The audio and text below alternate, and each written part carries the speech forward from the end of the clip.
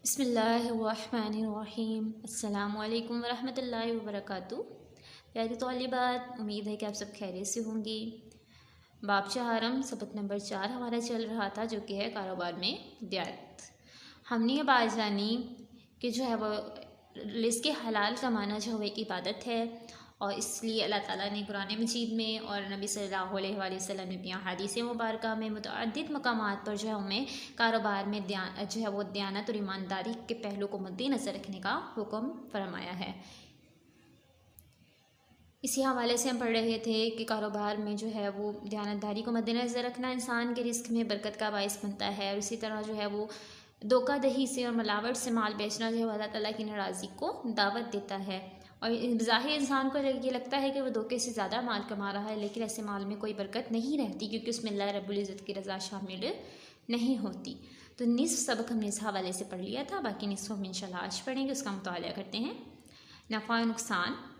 कारोबार में दयानत से इसमें इजाफा और तरक्की होती है, क्योंकि इस तरह ख़रीदारों का दुकानदार पर एतमाद कायम होता है। एतमाद कहते हैं भरोसा, यानी कि जब वो ईमानदारी को, सच्चाई को मद्देनज़र रखेगा तो उसके पास जो है वो लोग खुद आएंगे कि ये इंसान क्या है, सच्चा है और ईमानदार है, और ये इस पर जो है वो भरोसा इंसान लोग करेंगे, और इस तरह इससे जो है वो सच्चे ताजिर की कारोबार में अल्लाह ताला बरकत अता करेंगे।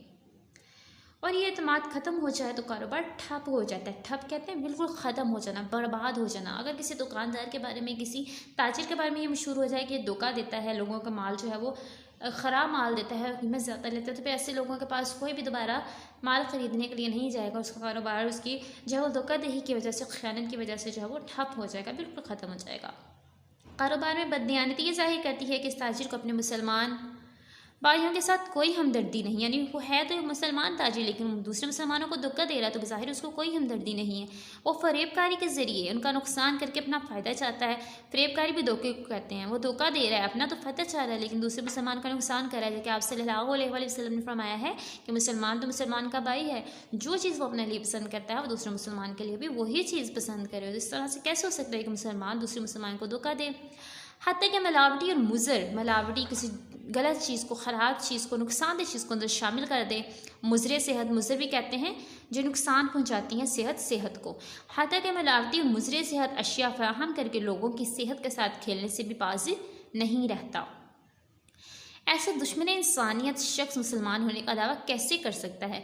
यानी ऐसे इंसान, एक मुसलमान तो कभी दूसरे मुसलमान के लिए जो है वो बुरी चीज़ नहीं सोच सकता, उसका नुकसान नहीं चाह सकता, लेकिन यहाँ पर एक धोखेबाज और जो है मिलावट करने वाला ताजिर दूसरे मुसलमान के बारे में नहीं सोचता, तो एक खुद को एक मुसलमान कैसे कह सकता है?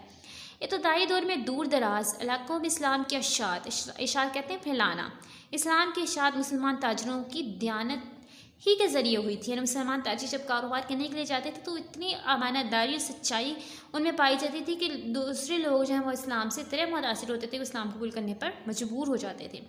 आज गैर मुस्लिम ताजिरों ने कारोबार में दयानत इख्तियार की है और वो दुनिया की मंडियों पर छा गए हैं। यानी हैं तो गैर मुस्लिम, लेकिन उन्होंने इस्लाम की जो तालीमात है उनको फॉलो करके ईमानदारी को अख्तियार किया, तो दुनिया की मंडियों में वो छा गए हैं, तरक्की कर रहे हैं। और हम लोग इससे रोगरदानी करके, रोगरदानी कहते हैं छोड़ देना, हम इसे छोड़ दिया है हमने। हम लोग इसे रोगरदानी करके अपना अतमाद और अपनी साख खो बैठे हैं, और कारोबार में पीछे रह गए हैं। रोगरदानी कहते हैं छोड़ देना। अपना भरोसा हमने जो है वो छोड़ दिया है, ईमानदारी को हमने छोड़ दिया। इस वजह से हमने अपनी साख, यानी अपनी इज़्ज़त, साख कहते हैं इज़्ज़त, उसको हमने कमज़ोर कर लिया। पहले जो लोग हुआ करते थे, मुसलमान होते थे नबी सल्लल्लाहु अलैहि वसल्लम के दौर से लेकर और बाद के दौर तक जो ईमानदार लोग थे, उनकी पहचान ही जो है वो यानी उनकी इज़्ज़त ऐसी बन जाती थी। उन्हें उनकी ईमानदारी की वजह से, उनके कारोबार में दयानत की वजह से लोग उनको इज़्ज़त की निगाह से देखते थे। साख का माने होता है इज़्ज़त। जबकि हमने इन चीज़ों को छोड़ दिया, इस वजह से हम कारोबार में पीछे रह गए हैं। हालांकि गैर मुस्लिमों के कारोबार में दयानत की महज एक पॉलिसी, यानी वो तो सिर्फ दुनिया के लिए, अपना माल कमाने के लिए दयानतदारी इख्तियार कर रहे हैं, जबकि हमारे लिए दयानत ईमान का मसला है। यानी हमारे ईमान का हिस्सा है कि हम ईमानदारी को इख्तियार करें, क्योंकि रसूलुल्लाह सल्लल्लाहु अलैहि वसल्लम ने फरमाया, जो शख्स दयानतदार नहीं इसका कोई ईमान नहीं। यानी एक मुसलमान हो और वो ईमानदारी को मद्देनज़र रखता हो तो उसका ईमान कमज़ोर है। नबी सल्लल्लाहु अलैहि वसल्लम की हदीस मुबारक से हमें यह पता चलता है। तालिबान मुश्किल सवाल की तरफ आ जाइए। सवाल नंबर 1, 2 और 4 हमारा पिछले सबक में हो गया था। आज हमें सवाल नंबर 3 से पढ़ना है। कारोबार में बददियानती के दुनियावी और उखरवी कोई से 5 नुकसानात बयान कीजिए। 5 नुकसानात बयान करें। तालिबत यहाँ आ जाइए नफ़ा नुकसान में। दूसरी लाइन, कारोबार में बददियानती के ज़हर करती है। आपने इसका जवाब इस तरीके से देना है कि कारोबार में बददियानती के दुनियावी और उखरवी नुकसान दर्जा झेल हैं।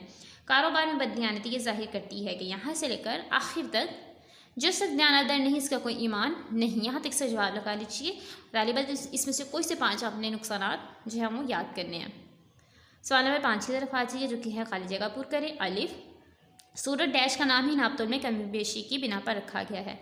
सूरतुल मुतफ़्फ़िफ़ीन। बा, हज़रत डैश की कौम पर अज़ाब का एक सबब नापतोल में हेरा फेरी भी था। हज़रत शुएब अलैहिस्सलाम, जैसे कि अभी हमने पढ़ा हज़रत शुएब अलैहिस्सलाम। और अलिफ जो खाली जगह है उसको भी देख लीजिए। अभी हमने पढ़ा सूरतुल मुतफ़्फ़िफ़ीन का तो नाम ही, तो इसका जवाब सूरतुल मुतफ़्फ़िफ़ीन है। और बावरी जो हमारी खाली जगह है, हज़रत शुएब अलैहिस्सलाम की कौम थी जो बददियानती क्या करती थी। जी, दयानतदारी इख्तियार करने से डैश में तरक्की होती है। यहाँ पे हमने पढ़ा कारोबार में दयानत से इसमें इजाफा और तरक्की होती है। कारोबार में तरक्की होती है। दाल, मिलावट करने वाला डैश का दुश्मन है। अभी हमने पढ़ा ऐसा दुश्मन इंसानियत शख्स जो मिलावट करता है इंसानियत का दुश्मन है। हाँ, गैर मुस्लिमों की कारोबारी दयानत उनकी एक कारोबारी डैश है। अभी हमने पढ़ा दयानत उनकी महज एक पॉलिसी है, उनकी एक कारोबारी पॉलिसी है। वाओ, मुसलमानों के लिए कारोबार में दयानत उनके डैश का मसला है। ईमान, अभी हमने बात पढ़ी कि हमारे लिए ईमान का मसला है।